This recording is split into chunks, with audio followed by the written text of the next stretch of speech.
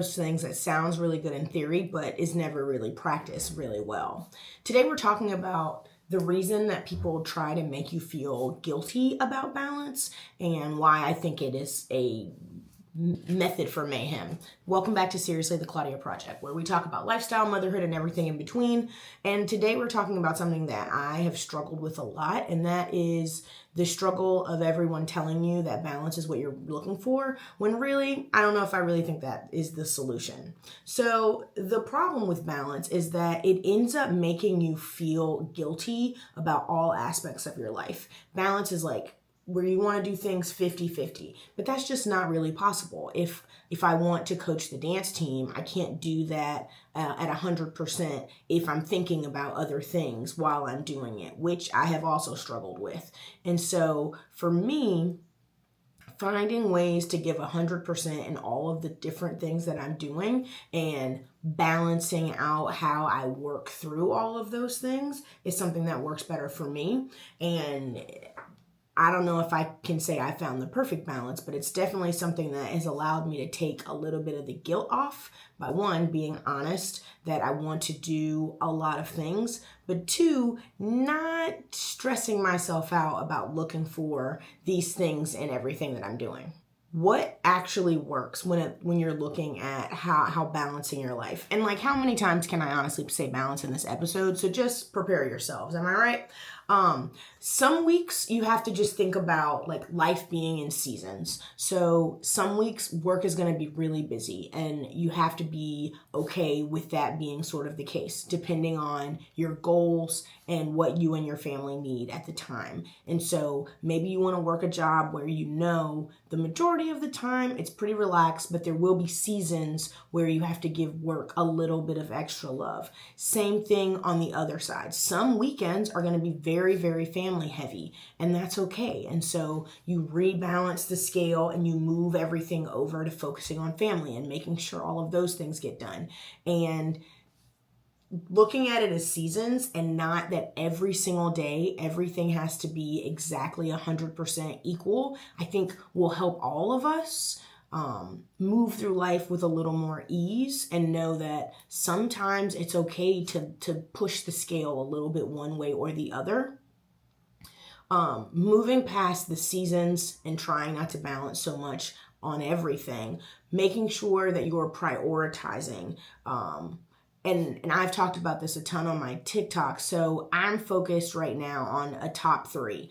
You cannot do everything at one time, and making lists that are obnoxiously long is only going to stress you out, your partner out, your friends out. And so every day, pick 3 things that you want to do. Yesterday, I put that I wanted to read on my list. I haven't done it in a while, and I did it. Now, I will say it was a season where I overread, and so instead of reading for the 45 minutes that I had scheduled, I ended up reading for 5 hours. And so here we are, filming this episode in the morning instead of last night. But I'm trying to balance it out. You know what I'm saying?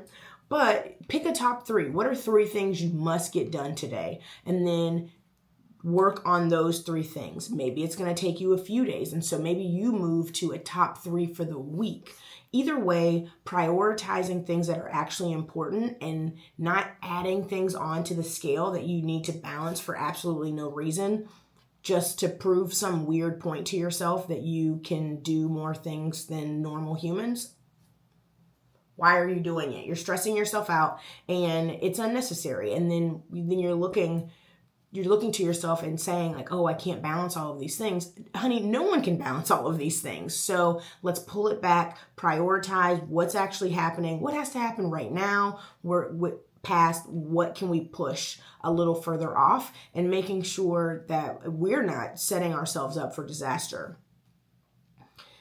Focus on when your energy is the highest, not just time you have available. So things that I've had to do is like shift things to the morning. And now that I have done that for a little bit, I've done it for almost going on 3 weeks, like recording these episodes. I'll use this as an example just because it's simple.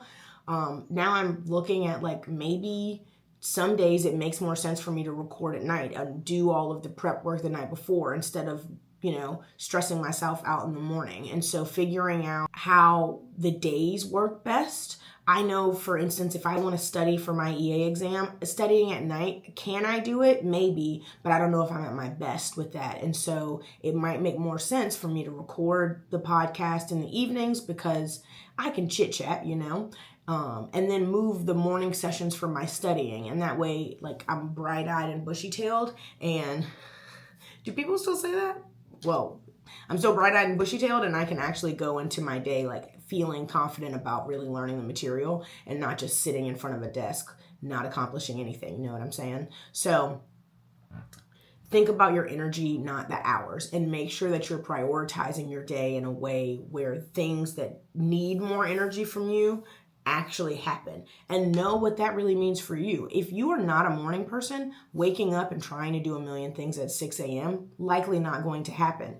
Vice versa, me, not a night person. So like anything after, if I'm being kind to myself, anything after 9:30 is really probably a stretch. But I can push it to like 10 or 10:30 depending.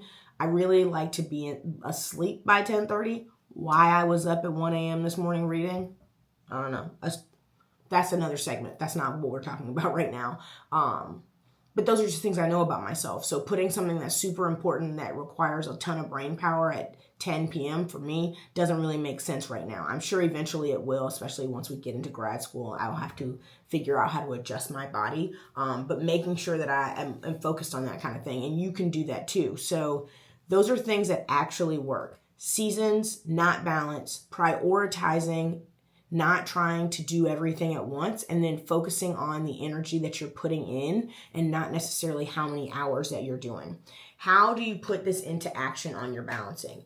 Daily check-ins. So focus on those top threes, and then make sure that your week is circled around what you actually have to do. So if you look at Monday through Sunday or Sunday to Sunday, however you're looking at your week, I'm a Monday to Sunday kind of girl myself. So that's what I'll be using during this example. And I know, okay, I have practice this day, this 4 days a week, these days, then that means those are definitely days that I cannot prioritize my family in the mornings if that's when they are, or the evenings. And so I need to make sure that on the other 3 days of the week that I have the evenings, that we really focus on dinners and like really spending time together. And Andre and I need to make sure that we plan out a date night so that we actually see each other outside of families, outside of children, and like I just need to make sure that I'm prioritizing that so that the balance doesn't feel off kilter. Looking at the weekends when there are no games and making sure that we have family activities planned so that I don't feel like I haven't seen my family in a while, and vice versa, right? So making sure that while I am at practices, and if I'm going to be getting to work, like right when work starts, then maybe I start answering work emails earlier, 5 a.m., so that people know that I'm wildly invested in my career and what we're actually doing, so that no one feels like I'm dropping the ball. And that's super important, to make sure that you're looking at your week and you have that plan. That way you feel better about it. That's what has finally started to help me. And then I think the biggest thing about balance is giving yourself grace. And I talk about this in all of the episodes, but I'm so big on it right now, not just with myself, but especially with my friends. You can only do so many things. So some days it's going to feel like that you physically cannot do it. And you just have to give yourself time and acknowledge that you're trying your best. I'm hoping that you're trying your best, but that you're trying your best, and that every day that you get up and you try to do it a little better, that you're going to improve and you're going to see a change. Things I want us to try to forget going into balance is like, truly, it just does not exist. And even carrying that kind of weight around, waiting for it to happen, is like such a mishmash to me that will set you up for so much failure. And it just doesn't, to me, in my mind, and to people I've talked to, it just does not set you up for success. Like if you're looking at your career and like one of the first questions that you're asking is about like work-life balance, to me, it's like, I get it, I do. But there are just some times where work is going to require more than normal, I think. And you have to be willing to do those kind of things, or I'm willing to do those kind of things. So maybe it's a me problem. Maybe I'm the drama here. But Outside of that, making sure that you go into the job knowing that sometimes it is going, especially if it's a career, knowing that it's going to take up more time than it has to. But as long as you have coworkers and an employer that understands that like you have a family and that comes first, and that you're going to give this everything you've got, then I think then that's how you start to create work-life balance. It's more about, can I go to my dentist appointment on Thursday morning, and less about like, do I get to leave right at 4 p.m.? Like, you have a family to pick up. So yeah, you're a grown up. You can go pick up your family. But maybe you have to clock back in when you get home for an hour to finish the work that you were doing, that's like the trade-off that I have, right? So I mentioned a lot about work, answering emails at 5. Well, maybe it's because I don't get to work until like 9. And really I like to get there at like 8:15 so that I can, go through emails, do the whole thing.